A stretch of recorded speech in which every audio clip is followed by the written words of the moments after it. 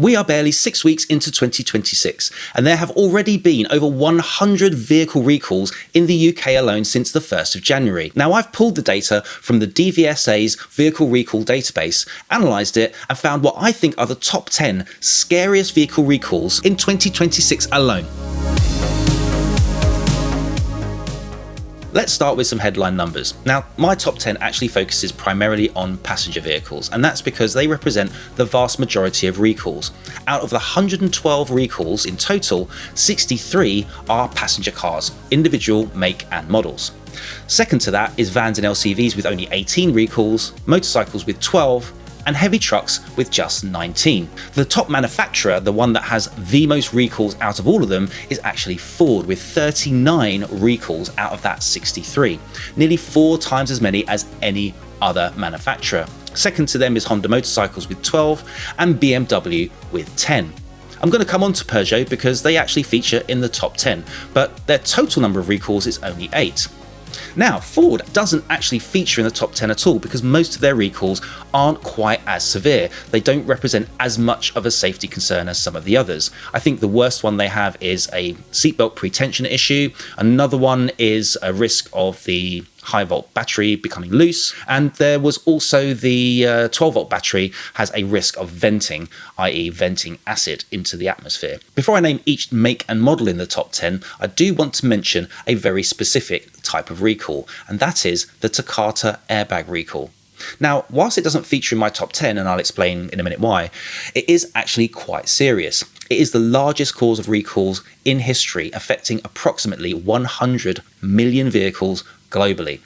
Now, if you don't know, Takata supplied airbags to quite a few manufacturers across many cars across many years. As you probably know, airbags use a small explosive to rapidly inflate a bag that cushions you in the event of a crash. And that small explosive needs a propellant. In the case of the Takata airbags, a phase-stabilised ammonium nitrate. Now, this requires a drying agent or desiccant to prevent it from absorbing moisture, which was reportedly absent from early Takata designs. Combine that with inflator assemblies that after long-term exposure to repeated heat cycles would not adequately prevent moisture intrusion. And this was a particular problem in hot and humid environments, not commonly found in the UK.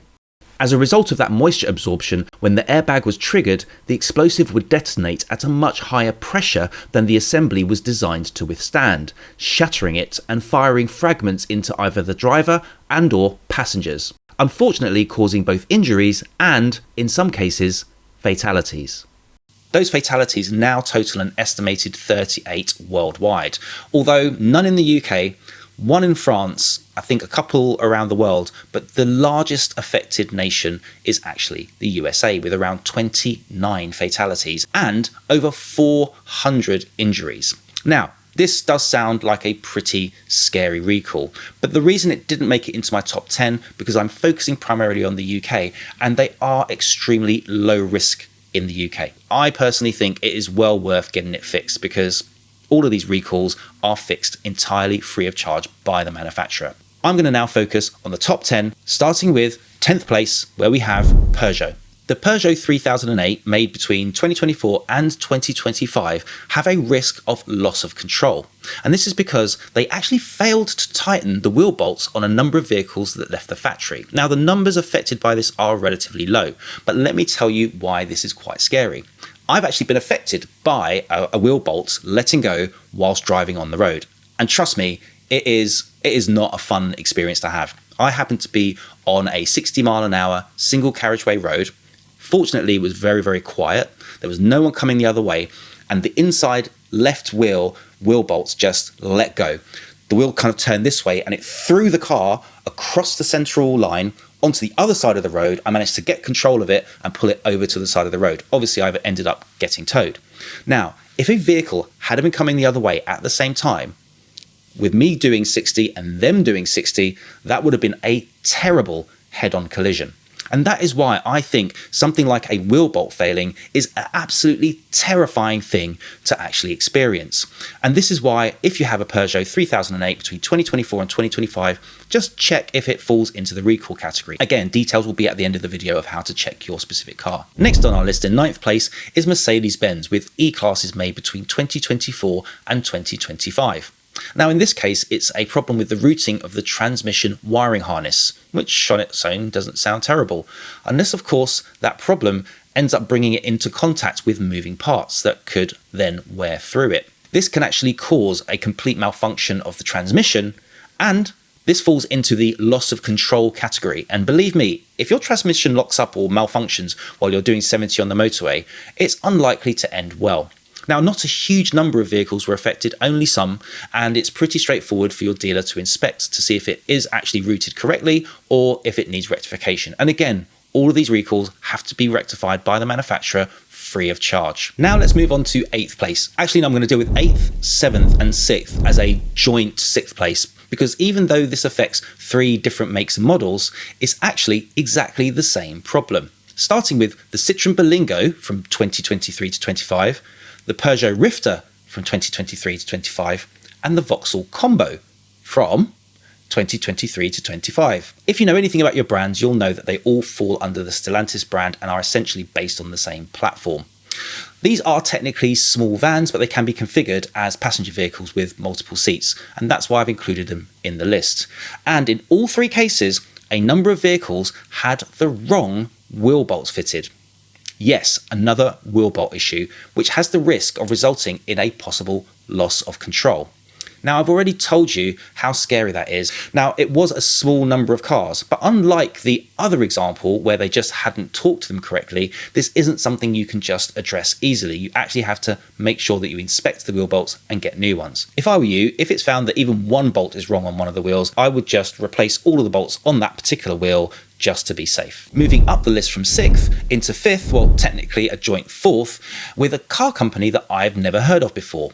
Amoda. Now, arguably this should just be the same spot because it's the Amoda 5 and the Amoda E5, and they both have the same problem of the wheel hub nut loosening. In this particular case, the rectification is to essentially inspect and retorque or replace depending on if it appears that there's any issues. What's different with Amoda and why they sit above all the others on my list is the number of vehicles affected. All of the previous batches were either single digits or double digits. With Amoda, rather than just single or double digits, they are talking 7,000 vehicles. Well, just shy of 7,000 vehicles affected across the UK. Moving up our list from joint 4th into our top 3, this is where we're moving away from risks of loss of control into the risk of fire.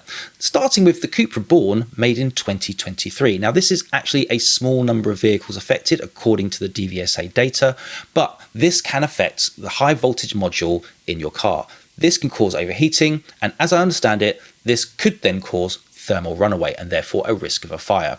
And trust me, nobody wants to be in any fire in any car, let alone in an EV. Moving up into 2nd place is the Bentley Bentayga Hybrid from 2023.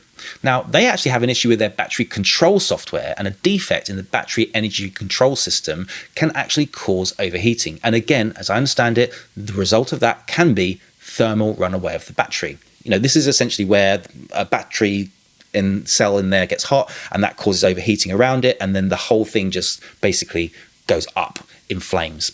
These fires can start and get very big very, very quickly, and when they burn, they have a tendency to burn for a long time because they're very, very hard, almost impossible to put out. And finally, at the top of the list is the Volvo EX30 from 2023 to 2025. They actually have a high voltage battery safety notice, and what they found is following charging, battery modules may develop an internal fault leading to a thermal event risk. This can obviously mean a fire. So I would say if you have a Volvo EX30 from 2023 to 2025, if you haven't had it checked out yet, make sure that you don't plug the car in to charge indoors in a garage. Make sure you keep it outside until you've had confirmation that it isn't likely to be a problem. So, how do you check? Well, in the UK, you can go onto the government's website, put in your registration number and find out if there is a recall. I don't know of a particular car that has a recall on it at the moment, but it's pretty straightforward. If you have a car that's less than 3 years old, just search by its reg. But if you have a car that's more than 3 years old, you should actually get this information with your MOT. However, I wouldn't wait until you go and have an MOT. Now, interestingly, I did actually have to check on a car recently, and when I was looking up to see if it actually had road tax and MOT on the combined road tax MOT check webpage, what it showed was that the MOT had failed. That doesn't make any sense to me. I know this car's got an MOT. And when I looked at the MOT, yes, the MOT was entirely valid, but it had a recall on it. And I think it was with the joint MOT tax check, it doesn't actually have the ability to distinguish between a recall or a failure. But if you check on the MOT website, it actually shows that you still have a valid MOT, but there is an outstanding recall. And again, it really isn't worth waiting to have these issues addressed, because for you, they are free of charge. This is a design fault, a failure of the testing that was done on these vehicles to make sure that they didn't have these serious safety issues. So it is well worth you going and checking them out. Don't take a chance. Check it today. If you're wondering how come Ant's been on JM and Friends with all of these videos sitting at his desk telling you hopefully interesting and useful information, it's just that we haven't had a lot of videos in the bank, and the weather over the last couple of months has been absolutely awful, and I've also been tied up with lots of other things, as have the other guys. So we're just trying to make sure we bring you something every week, just so that you know that we're still here. Please like, please subscribe. That's it for me. Goodbye, and I'll see you next time.